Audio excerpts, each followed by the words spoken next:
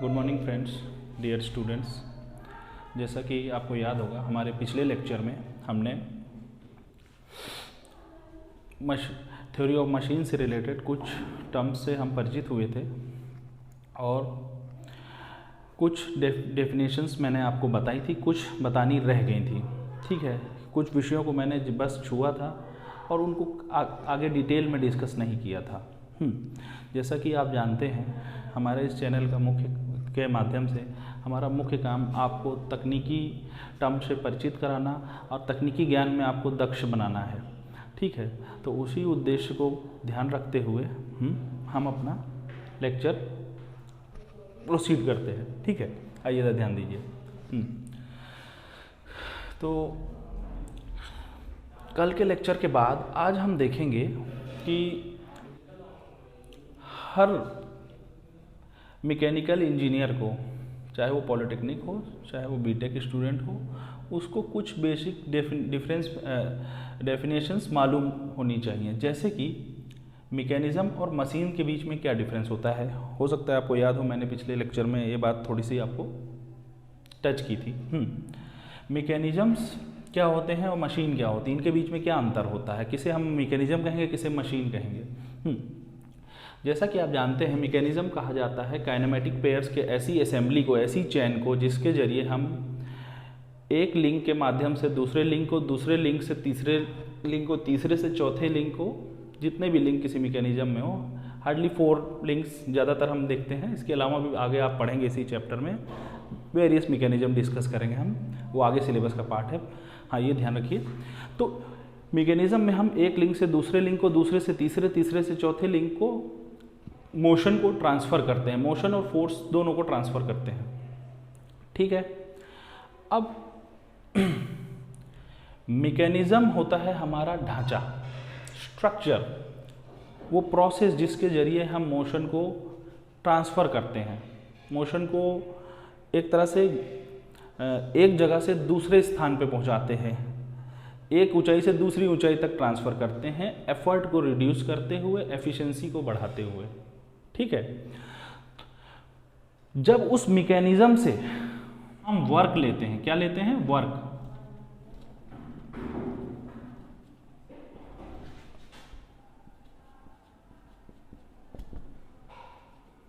तो वो हमारी मशीन कहलाती है। यानी इसके मायने ये हुए कि मैकेनिज़्म एक स्केलेटन होता है। ठीक है, जब वो काम करने लग जाता है, उससे हम काम लेने लग जाते हैं, मोशन ट्रांसफ़र करना नहीं। जैसे कि आपका इलेक्ट्रिक मोटर एक डिवाइस है। ठीक है, इलेक्ट्रिक मोटर से हम देखिए लेथ मशीन चलाते हैं, हमारी गाड़ियों को स्टार्ट करते हैं, हमारे पंखे चल रहे हैं, है ना। तो हम पंखे को पंखा ही तो बोलते हैं, फैन बोलते हैं। लेथ मशीन जब हमारी चलती है, हम उसको लेथ मशीन बोलते हैं। पर वो जो मैकेनिज़्म रहता है जिसके जरिए रोटर शाफ्ट को रोटेट करता है मैग्नेटिक फोर्सेस की मदद से, ठीक है, वो आपने पढ़ा होगा विज्ञान में, फिजिक्स में, फ्लेमिंग्स का left hand right hand rule है। ठीक है, चलिए, इतना चीज़ हमको लगता है आपको क्लियर हो गया होगा कि अगर मैकेनिज़्म किसी मशीन से हम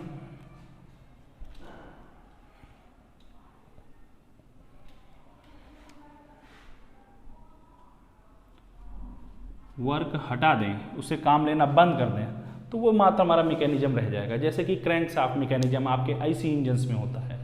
ठीक है, तो क्रैंक शाफ्ट मैकेनिज़्म है, वो क्या करता है, क्रैंक को आप रोटेट करते हैं, क्रैंक कनेक्टिंग रॉड को रोटेट करता है, कनेक्टिंग रॉड पिस्टन को सिलेंडर के अंदर रोटेट करता है, आगे पुश करता है।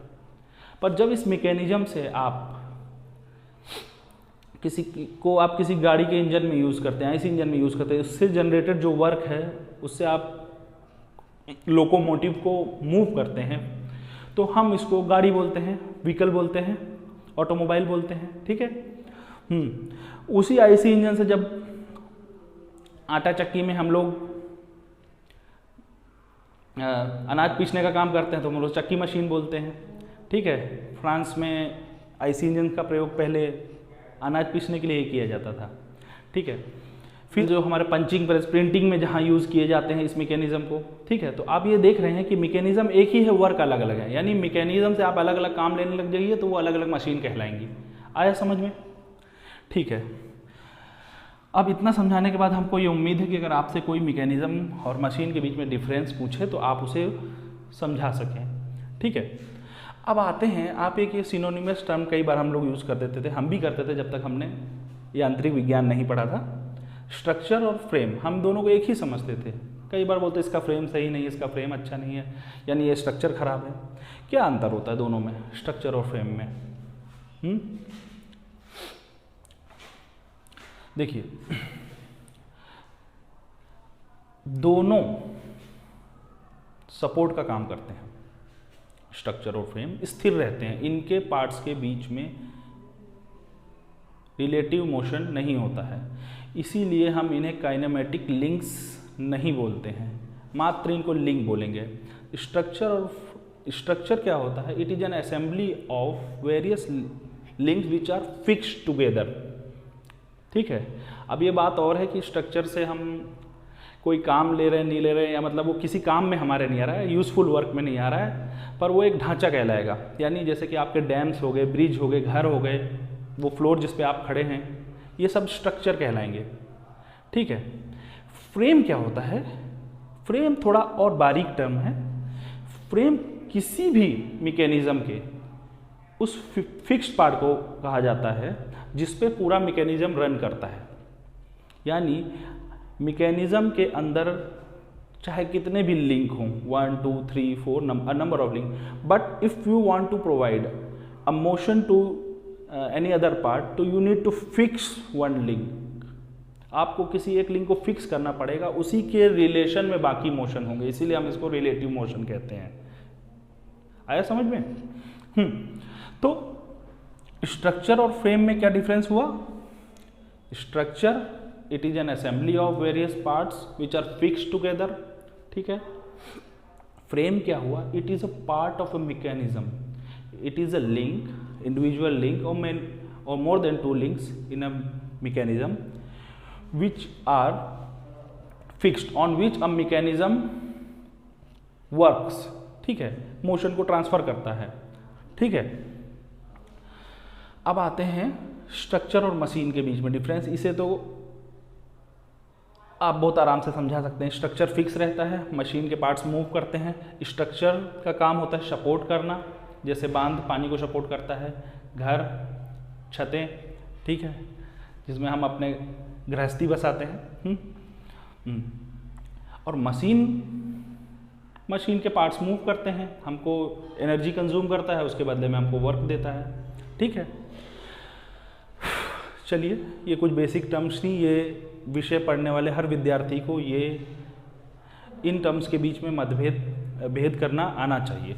ठीक है, अब आते हैं, पिछले लेक्चर में मैंने कई जगह जिक्र किया था काइनेमेटिक पेयर्स का, जो कि इंडिविजुअल लिंक्स होते हैं, काइनेमेटिक लिंक्स होते हैं, जो कि एक काइनेमेटिक चेन बनाते हैं। जब इस काइनेमेटिक चेन के किसी एक पार्ट को आप फिक्स कर देते हैं, ठीक है, काइनेमेटिक चेन को एटन, मतलब जैसे कि फॉर एग्जांपल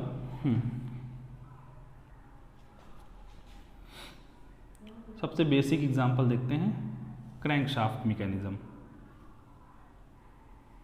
या आईसी इंजन मैकेनिज्म जिसे कहा जाता है। Link 1, link 2, link 3,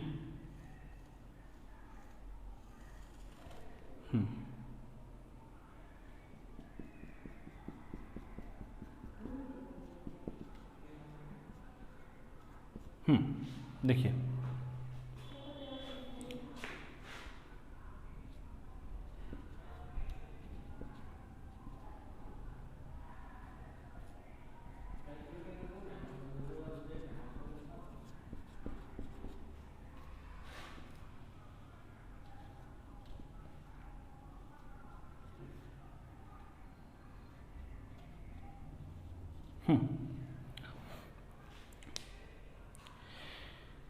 link 1, link 2, link 3, link 4। Link 1 है आपका क्रैंक, लिंक 2 है कनेक्टिंग रॉड, लिंक 3 है आपका पिस्टन, और लिंक 4 है आपका ये गाइड। इसको, इस पार्ट को पिस्टन सिलेंडर बोलेंगे, जो कि किस पे रेस्ट कर रहा है? आपके लिंक 4 पे। ठीक है, तो इस मैकेनिज्म में आप देखेंगे कि हर लिंक एक दूसरे से जुड़ा हुआ है, ठीक है। हम क्रैंक को मूव करते हैं, क्रैंक कनेक्टिंग रॉड को, कनेक्टिंग रॉड पिस्टन को मूव करने के लिए एक पर्टिकुलर पाथ पे ये गाइड्स बने होते हैं, जिसको हम लिंक 4 बोल रहे हैं। तो इस काइनेमेटिक चेन में अभी तक ये एक काइनेमेटिक चेन है, इसको हम काइनेमेटिक लिंक नहीं बोलेंगे, काइनेमेटिक चेन बोलेंगे।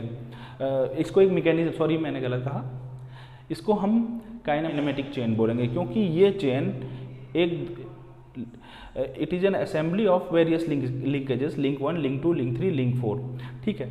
अब जब हम इस काइनेमेटिक चेन की किसी भी एक लिंक को 1, 2, 3, 4 यू कैन चूज, पर चूंकि हमको पिस्टन, क्रैंक और कनेक्टिंग रॉड को मूव करना है तो हम किसी एक लिंक को फिक्स कर देते हैं जो कि हमको डिजायर्ड मोशन दे। हमको पिस्टन को मूव करना है, इसलिए पिस्टन को फिक्स नहीं करेंगे।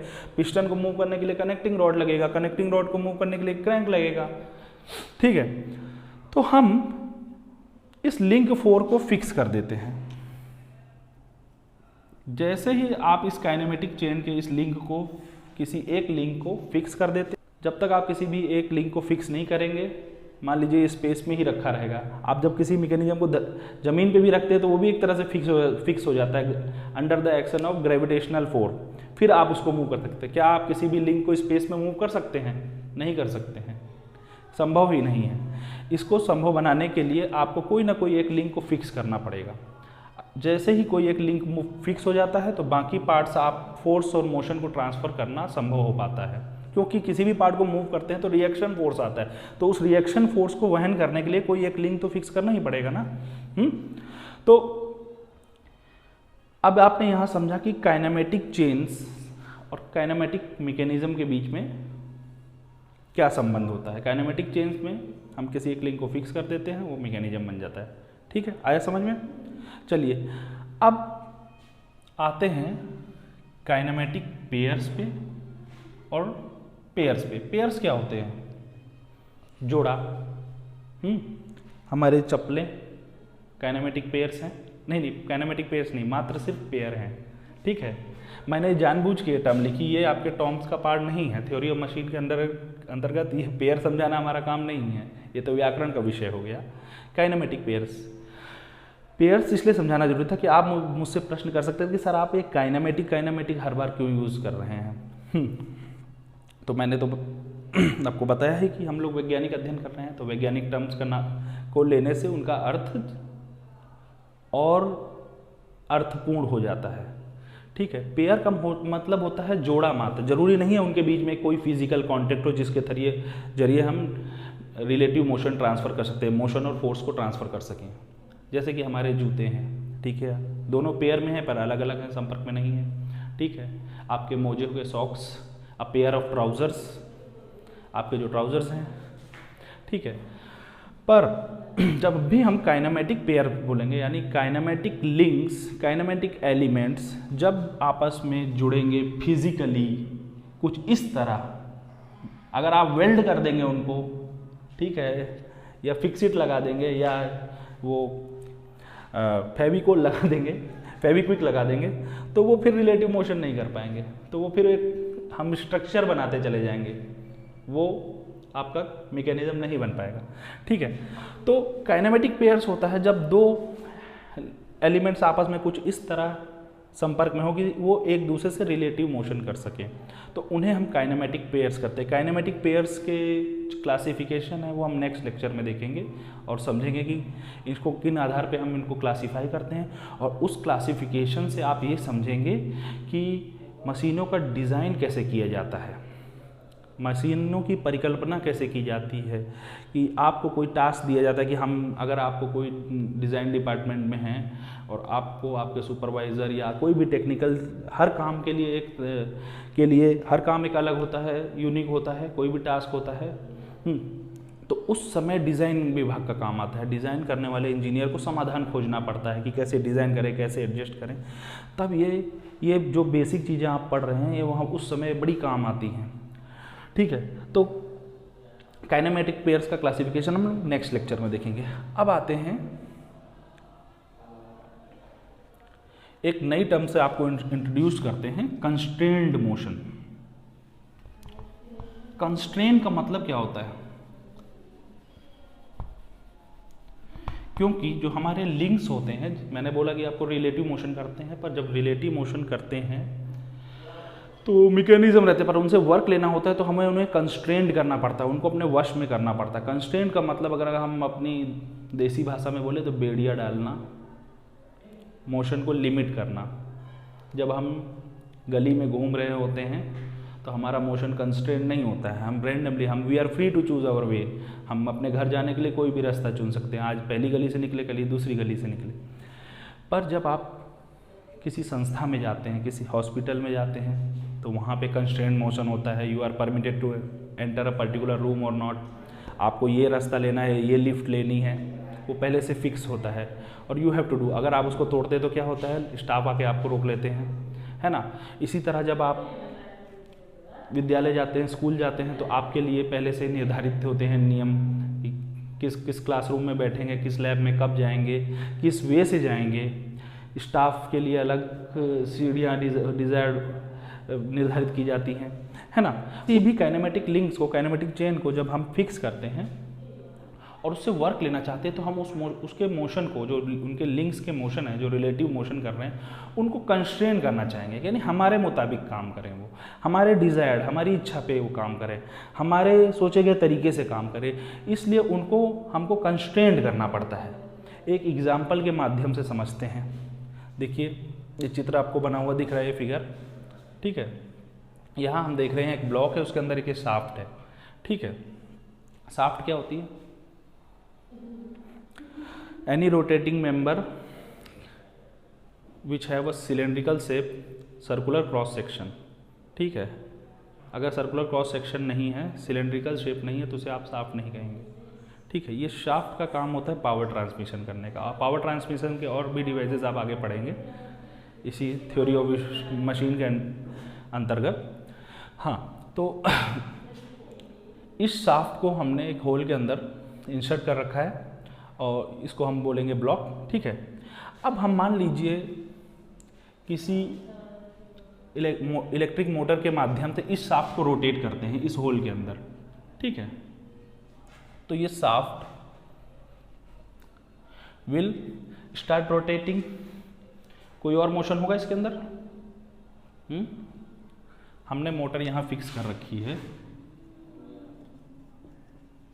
जो इस शाफ्ट को रोटेट कर रही है।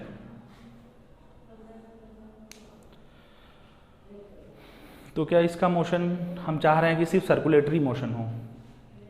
कभी प्रयोग करके देखिएगा, कभी कभी अनुभव कीजिएगा। हम बताते हैं क्या होता है जब इस शाफ्ट को हम रोटेट करते हैं। तो ना केवल ये सिर्फ रोटेट करती है, रोटेट करने के साथ में इस सिरा के जहाँ पे मोटर फिक्स है इसको हम बोलेंगे फिक्स्ड एंड और इसको बोलेंगे फ्री एंड। फ्री एंड पे शाफ्ट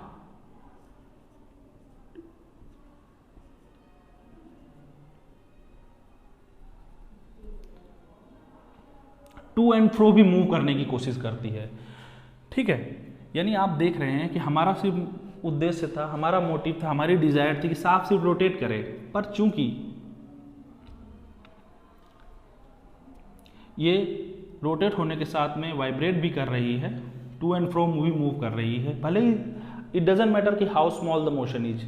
मशीन के संदर्भ में वो बहुत ज़्यादा पावर लॉस होता है अगर इस तरह का कोई अनडिजायर्ड मोशन होता है, वाइब्रेशंस होते हैं मशीनों के अंदर, आवाज़ें नॉइस होती है, और लॉन्गर सर्विस आप इसको सर्विस ड्यूटी में लेते हैं तो ये क्रैक्स डेवलप करती है, ठीक है। हमारा मेंटेनेंस चार्ज बढ़ता है, काम रुक जाता है, प्रोडक्टिविटी प्रभावित होती है।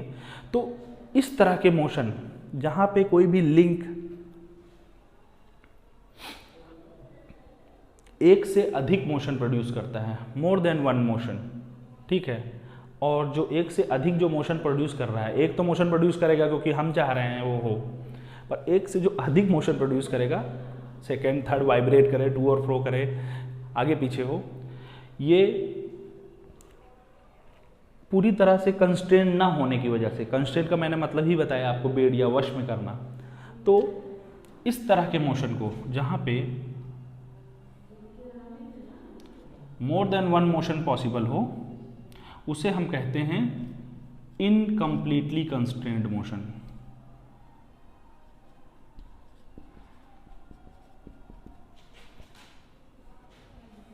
क्या बोलते हैं, incompletely constrained motion of kinematic pairs, kinematic links. ठीक है। अब अगर हमको इसके मोशन को सिर्फ एक ही डायरेक्शन में रखना है, एनी वन डायरेक्शन, तो हम क्या करते हैं, सर्कुलर साफ हटा देते हैं, मुसीबत ही खत्म।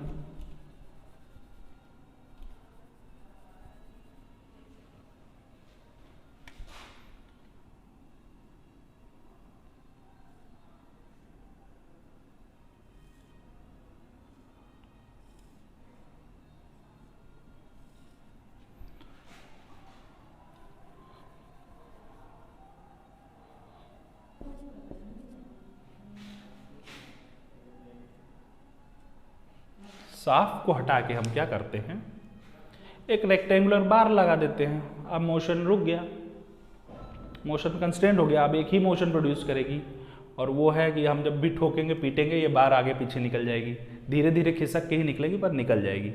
ठीक है, तो इस केस में हम देख रहे हैं कि इसका मोशन सिर्फ एक ही डायरेक्शन में संभव है, वो है टू एंड फ्रो, आगे पीछे कहीं भी, पर ठोकना पीटना पड़ेगा, थोड़ा सा हैमरिंग वर्क करना पड़ेगा। तो इस तरह के मोशन जिसमें काइनेमेटिक पेयर्स या काइनेमेटिक लिंक्स का हम कुछ इस तरह मोशन को कंस्ट्रेंट कर देते हैं कि वो सिर्फ एक ही डायरेक्शन में मूव कर सके, चाहे वो सर्कुलर हो, चाहे वो टू एंड फ्रो हो, चाहे वाइब्रेटरी हो, पर एनी वन। ऐसे मोशन को हम लोग बोलते हैं कंप्लीटली कंस्ट्रेंट मोशन। हमने एकदम अच्छे से काबू कर लिया, पर इसका परिणाम क्या हुआ, इसका परिणाम ये हुआ, हमारा डिजायर्ड मोशन था सर्कुलर मोशन, हम चाह रहे थे कि शाफ्ट रोटेट करे, ड्रिल का काम करे, पावर ट्रांसमिशन का काम करे, पर हमने समाधान तो खोज लिया, एक डायरेक्शन में तो मूव कर रही है, पर हमारा डिजायर्ड वर्क, ये मैकेनिज्म हमारा डिजायर्ड वर्क नहीं प्रोड्यूस कर रहा है। तो ऐसे मैकेनिज्म को, ऐसे मोशन को हम लोग कंप्लीटली कंस्ट्रेंट मोशन कहते हैं। ये दो पेयर जो हैं काइनेमेटिक लिंक्स, जो दो पेयर्स हैं आपस में मिलकर जोड़ा बना रहे हैं, ये मोशन तो कर रहे हैं पर कंप्लीटली कंस्ट्रेंट मोशन कर रहे हैं। अगर आप ये व्यवस्था आपके विद्यालयों में लगा दी जाए कि किसी भी विद्यार्थी को ये परमिशन ना दी जाए कि वो उठे ही ना अपनी बेंच से, अगर वो एक बार आ जाए 9 बजे 10 बजे, जितने बजे आपका कॉलेज खुलता है, और डायरेक्ट शाम के 4 बजे तक वो अपनी बेंच पे लगातार बैठा रहे, तो वो कंप्लीटली कंस्ट्रेंट मोशन हो जाएगा। पर ऐसी परिस्थिति में क्या होगा, आपकी शिक्षा प्रभावित होगी। ये वो अगर वो यहाँ पे हम कर दी जाए, इन मशीन मेंबर्स के साथ कर दी जाए, तो डिजायर्ड मोशन नहीं प्रोड्यूस करेंगे।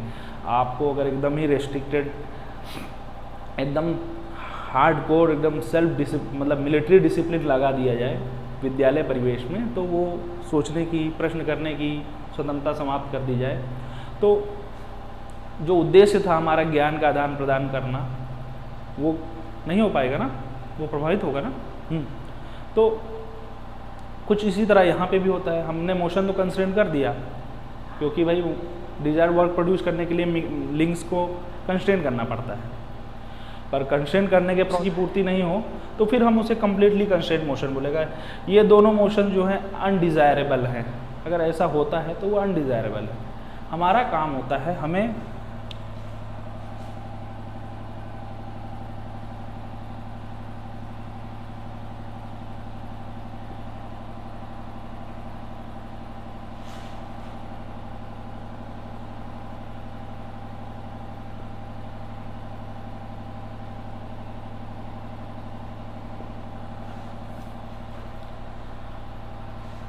सक्सेसफुली कंस्ट्रेंट मोशन मिले। हर कोई चाहता है हमें सक्सेस मिले।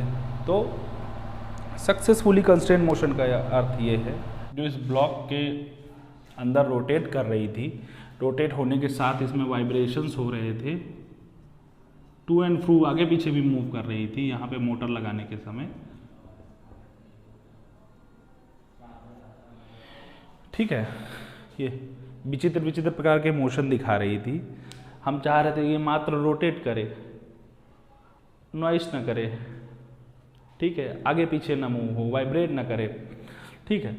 तो अगर हम कोई ऐसी बाहरी व्यवस्था कर दें, ठीक है, ऐसी कोई बाहरी व्यवस्था कर दें जिसके माध्यम से इसके जो अन्य मोशंस हैं, अनडिजायरेबल मोशन है, उनको हम वश में कर दें ताकि सिर्फ ये रोटेशन का काम करे एफिशिएंटली। तो ऐसे मोशन को जिनकी ऐसे मोशन में जिनमें हम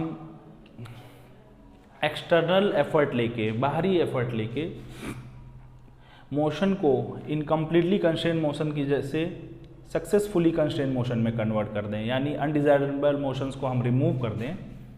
किसके माध्यम से? एक कॉलर लगा के।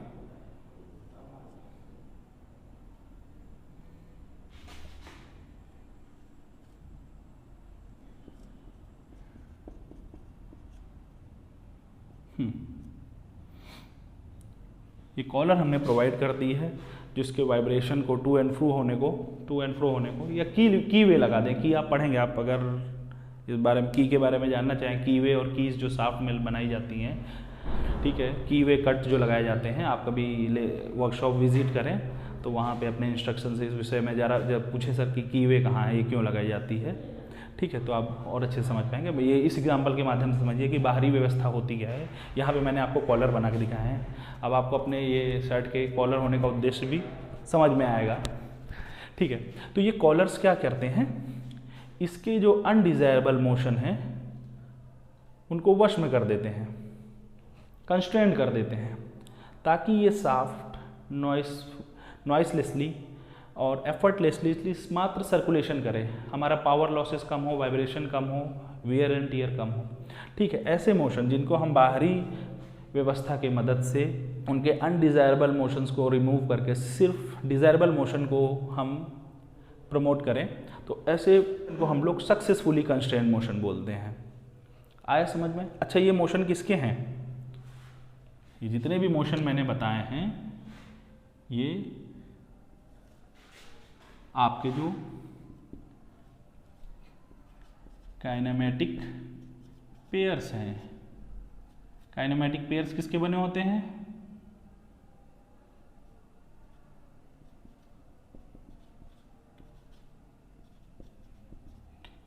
Kinematic link plus another kinematic link.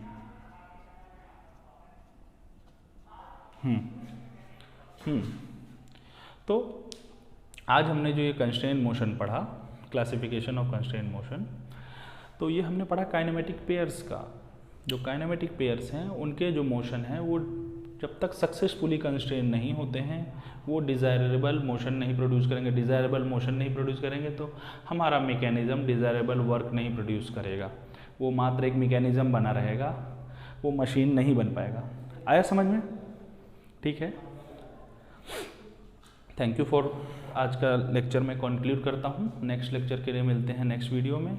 आपसे लोगों से गुजारिश रहेगी कि चैनल को समर्थन और सपोर्ट मिलता रहे ताकि हम भी एनकरेज हों आगे और वीडियोस डालने के लिए, ठीक है। तो इसीलिए हमारे चैनल को सब्सक्राइब करें, व्यू करें, लाइक करें, शेयर करें। Thank you.